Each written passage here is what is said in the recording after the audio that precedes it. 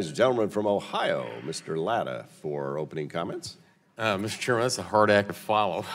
But thank you very much, Mr. Chairman. In the Digital Commerce and Consumer Protection Subcommittee, which I chair, we've taken the lead to draft comprehensive legislation on self-driving vehicles.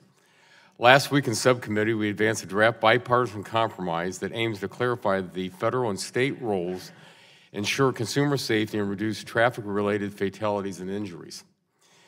Many of you heard of these statistics, but they bear repeating. Each year, approximately 6 million Americans are involved in vehicular accidents, resulting in nearly 2 million injuries.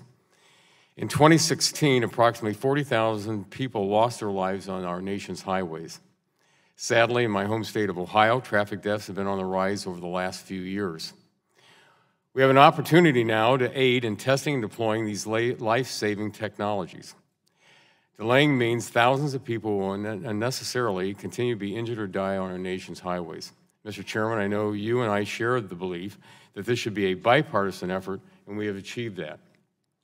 I would like to thank you, Ranking Member Schakowsky, Ranking Member Pallone, and Mrs. Dingell for your significant interest and engagement. I'd also like to thank the staff for the many hours of meetings and preparations and negotiations. I want to also acknowledge the stakeholders who have been willing to work with us. The subcommittee has had over 250 meetings this year alone with the autos, the disability community, seniors, tech communities, trade associations, suppliers, state transportation leaders, and last but not least, NHTSA.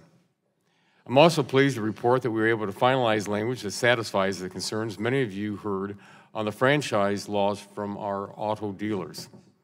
Safety should be and always will be our #1 priority. As it said, safety first, safety last, safety always. I truly believe that this bill will make a real difference for everyday Americans. In my remaining time, I'd also like to address H.R. 3387, the Drinking Water System Improvement Act.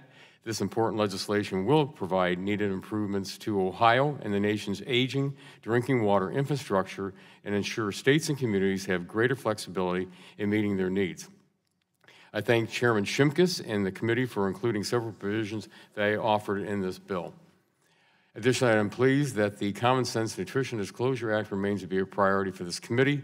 I have continually supported initiatives that would allow flexibility for how food establishments provide consumers with nutrition information. Thank you again, Mr. Chairman. I urge support of these bills, and I yield back. Gentleman yields back the balance of time.